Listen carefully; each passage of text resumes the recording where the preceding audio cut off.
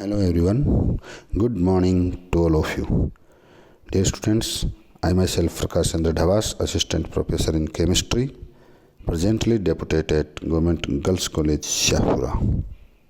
Dear students, first of all, you all are welcomed with warm wishes in this prestigious institutions. I hope that you all will be follow with quite sincerity all those rules and regulations which are followed here.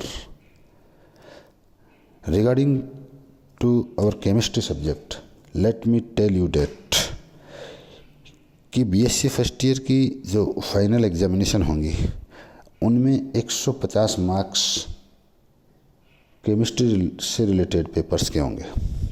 अब इन 150 marks में से 100 marks का theoretical paper होगा जो 3 parts में होगा।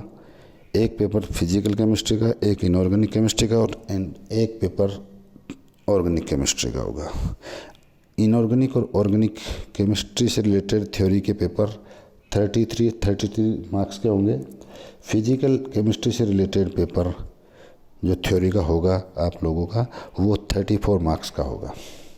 इस प्रकार थ्योरी के 100 मार्क्स के 3 पेपर होंगे और उसी के रिगार्डिंग 3 थ्योरी की बुक्स आपके सिलेबस में चलती हैं और 50 मार्क्स का जो इंटरनल एग्जामिनेशन होगा प्रैक्टिकल एग्ज़ाम के नाम से वो 50 मार्क्स मिलाकर टोटल केमिस्ट्री में आपके 150 मार्क्स का स्कोर होगा। डियर स्टूडेंट्स, आज इस फर्स्ट डे पर आज हम बात करेंगे ऑर्गेनिक केमिस्ट्री की very nice and very important unit के बारे में, that is mechanism of organic reactions, कार्बनिक अभिक्रियाओं की क्रियाविधि के बारे में। डियर स्टूडेंट्स, कार्बनिक यौगिकों की अगर बात करें तो let me tell you that carbon और हाइड्रोजन से बने हुए कोवेलेंट बॉन्ड युक्त कंपाउंड्स ऑर्गेनिक कंपाउंड्स कहलाते हैं। एंड कार्बन की कैटेशन की प्रवृत्ति, श्रृंखलन की प्रवृत्ति और इसकी वैलेंसी की 4 तक होने के कारण कार्बन के बने हुए कंपाउंड्स की संख्या इतनी अधिक है कि उनकी स्टडी के लिए अलग ही एक केमिस्ट्री की ब्रांच चलाई गई है जिसे हम ऑर्गेनिक केमिस्ट्री कहते हैं। किसी रासायनिक अभिक्रिया की क्रियाविधि के बारे में हम बात करें तो मैं आपको बताऊं कि रासायनिक अभिक्रिया की जो क्रियाविधि है, मैकेनिज्म है, वह काल्पनिक और सैद्धांतिक पथ होता है जिसका अनुसरण करके क्रियाकारक उत्पाद में परिवर्तित होते हैं। Reactants are get changed into product, और जिस बात के द्वारा ये चेंज होता है उसे ही हम रिएक्शन मैकेनिज्म के नाम से जानते हैं। किसी अभिक्रिया की क्रियाविधि निश्चित करने से पूर्व कोई रासायनिक क्रिया किस प्रकार तथा कैसे संपन्न होती है तथा उनसे संबंधित प्रायोगिक और सैद्धांतिक तथ्यों की जानकारी होना हमें आवश्यक होता है। डियर स्टूडेंट्स, क्रियाविधि तथ्यों का काल्पनिक और उन्नत विवरण होता है। एक रासायनिक तंत्र एक समग्र रासायनिक अभिक्रिया की प्रत्येक चरण में जगह लेता है। यदि कोई अभिक्रिया की क्रियाविधि अधिकांश प्रायोगिक और सैद्धांतिक तथ्यों के अनुरूप होती है तो वह पूर्ण रूप से स्थापित क्रियाविधि मानी जाती है। ये इसके इंट्रोडक्शन के बारे में अपनी बात हुई। अब representation of arrow notation in chemical reactions, अगर हम उसके बारे में बात करें, रासायनिक अभिक्रियाओं में तीव्र संकेतों के प्रदर्शन की बात की जाए तो let me tell you that किसी रासायनिक अभिक्रिया में पहले पुरानी कोवेलेंट बंधों का विखंडन होता है, फिर नए बंधों का निर्माण होता है। रासायनिक अभिक्रियाओं में जो हाफ माउथ वाले जो एरो होते हैं, अर्ध मुंह वाले एरो व पूर्ण मुंह वाले एरो तीरों का प्रयोग होता है, जबकि अनुनादी संरचनाओं को व्यक्त करने के लिए हम डबल हेडेड एरो द्विमुख वाले तीरों का प्रयोग करते हैं। कोवेलेंट बंधों को एक सीधी रेखा द्वारा दर्शाया जाता है। ये चीज़ें हमने 11th-12th में डिस्कस की थी, जिसे हम रिकॉल कर रहे हैं। तो अर्धमुख वाले तीर एक इलेक्ट्रॉन के गमन को प्रदर्शित करते हैं, जबकि जो कंप्लीट एरो होता है, डबल पूर्ण मुंह वाला एरो, वो एक इलेक्ट्रॉन पेयर, इलेक्ट्रॉन युग्म अर्थात 2 इलेक्ट्रॉनों के अभिगमन मूवमेंट को दर्शाते हैं। फॉर एग्जांपल हम देख सकते हैं हमारी स्क्रीन पर ये हाफ हेडेड और ये फुल हेडेड एरो, इसमें पूर्ण मुंह वाला एरो में हम देख सकते हैं कि इलेक्ट्रॉन पेयर के मूवमेंट की वजह से यहाँ बी की इलेक्ट्रोनेगेटिविटी ज़्यादा है, तो बी इस कोवेलेंट बॉन्ड के इलेक्ट्रॉन पेयर को अपनी ओर अट्रैक्ट करता है, जिस वजह से ए पर पॉजिटिव चार्ज और बी पर एक्स्ट्रा इलेक्ट्रॉन डेंसिटी की वजह से माइनस चार्ज मतलब आयंस के रूप में ये बंध टूटता है। डियर स्टूडेंट, किसी अभी कार्बनिक अभिक्रिया में बंध विखंडन के साथ साथ नए बंधों का निर्माण होता है। अतः अभिक्रिया में पुराने बंध टूटने और नए बंध बनने की अभिक्रिया या प्रक्रिया को जानना या समझना ही अभिक्रिया की क्रियाविधि कहलाती है।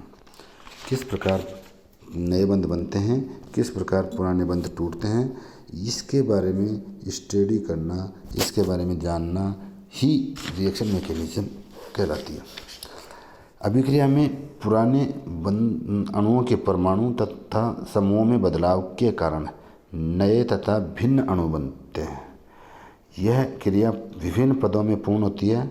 इस प्रकार सभी पदों का वर्णन ही अभिक्रिया की क्रियाविधि मानी जाती है, कहलाती है। Dear students, let me tell you that किसी भी रासायनिक अभिक्रिया में नए बंधों के निर्माण से पहले पुराने बंध टूटते हैं, और ये पुराने कोवेलेंट बंध 2 प्रकार से टूट सकते हैं। एक को हम होमोलाइटिक बॉन्ड क्लीवेज के नाम से जानते हैं, सेकंड को हम हेटेरोलाइटिक बॉन्ड क्लीवेज को जानते हैं। होमोलाइटिक या समांश बंध विखंडन वह बंध विखंडन होता है जिसमें कोवेलेंट बॉन्ड के दोनों इलेक्ट्रॉन दोनों परमाणुओं के द्वारा इक्वल अमाउंट में शेयर किए जाते हैं, और इस प्रकार के बॉन्ड क्लीवेज पर इंटरमीडिएट के रूप में फ्री रेडिकल या मुक्त मूलक स्पीशीज बनती हैं। इसी प्रकार अगर हेटेरोलाइटिक बॉन्ड क्लीवेज होता है, विषमांश बंध विखंडन होता है, तो अधिक इलेक्ट्रोनेगेटिव एटम कोवेलेंट बॉन्ड के दोनों इलेक्ट्रॉन्स को मतलब इलेक्ट्रॉन पेयर को अपनी ओर अपने साथ ले जाता है, जिससे वो नेगेटिव आयन में कन्वर्ट होता है, और जिसके पास इलेक्ट्रॉन डेंसिटी कम हो जाती है, तो वहाँ पर पॉजिटिव चार्ज क्रिएट होने से वो कैटाइन के रूप में होता है। क्योंकि ऑर्गेनिक कंपाउंड्स हैं, reaction centre most of case में कार्बन होगा, तो विषमांश बंध विखंडन पर आयन्स बनते हैं, जिन्हें हम कैटाइन्स, कार्बोकैटाइन या कार्बेनियम या कार्बोरेनाइन के नाम से स्टडी करेंगे। डियर स्टूडेंट्स, अभिक्रिया में एक और इम्पोर्टेंट एस्पेक्ट होता है जिसे हम रिएजेंट के नाम से पढ़ेंगे। रिएजेंट की बात करें तो किसी रासायनिक अभिक्रिया में भाग लेने वाले समस्त पदार्थों को रिएक्टेंट या रिएजेंट कहते हैं। ये 2 प्रकार के होते हैं, सबस्ट्रेट और रिएजेंट। सबस्ट्रेट वो एक तरह से क्रियाकारक होता है, ऑर्गेनिक कंपाउंड जिस पर रिएक्शन होनी है, जिसको प्रोडक्ट में बदलना है, वो सबस्ट्रेट कहलाता है या क्रियाकारक कहलाता है या रिएक्टेंट कहलाता है, जिसकी वजह से वो इलेक्ट्रॉन डेफिशिएंट या इलेक्ट्रॉन रिच स्पीशीज जिसकी वजह से कोई सबस्ट्रेट या रिएक्टेंट प्रोडक्ट में कन्वर्ट होता है, वो स्पीशीज रिएजेंट कहलाती है। कार्बनिक अभिक्रियाओं में प्रायः 3 प्रकार के रिएजेंट भाग लेते हैं, डेट इज नाभिक-स्नेही reagent, nucleophilic reagent, electrophilic reagent और फ्री रेडिकल रिएजेंट। नाभिक-स्नेही रिएजेंट वो या nucleophilic reagents are those electron rich reagents which attacks on electron deficient centers during the reaction के दौरान वे इलेक्ट्रॉन बहुल अभिकर्मक जो इलेक्ट्रॉन न्यून केंद्रों पर अटैक करते हैं, आक्रमण करते हैं, वो नाभिक स्नेही अभिकर्मक कहलाते हैं। ये जनरली इलेक्ट्रॉन पेयर युक्त स्पीसीज होती हैं अथवा नेगेटिव स्पीसीज होती है, ऋणावेशित स्पीसीज होती हैं। इसी प्रकार electrophilic reagents are those reagents which are electron deficient and generally attacks on electron rich centres of reaction. तो रिएक्शन में इलेक्ट्रॉन बहुल केंद्रों पर अटैक करने वाले इलेक्ट्रॉन न्यून अभिकर्मक को हम इलेक्ट्रॉन स्नेही अभिकर्मक कहते हैं, जो कि इसके नाम से ही मतलब प्रदर्शित हो रहा है कि इलेक्ट्रॉन स्नेही खुद इलेक्ट्रॉन न्यून होंगे, इलेक्ट्रॉन पुअर होंगे, और इलेक्ट्रॉन रिच जहाँ पे इलेक्ट्रॉन हम दिखेंगे वहाँ अटैक करते हैं। तो इलेक्ट्रॉन लविंग होते हैं ये जनरली। ये सभी के सभी कैटाइंस या जिनके ऑक्टेट या अष्टक पूर्ण नहीं होते हैं वे स्पीसीज होती हैं, उन्हें हम इलेक्ट्रोफिलिक रिएजेंट्स के नाम से जानते हैं। Electrophilic reagents mostly Lewis acids होते हैं।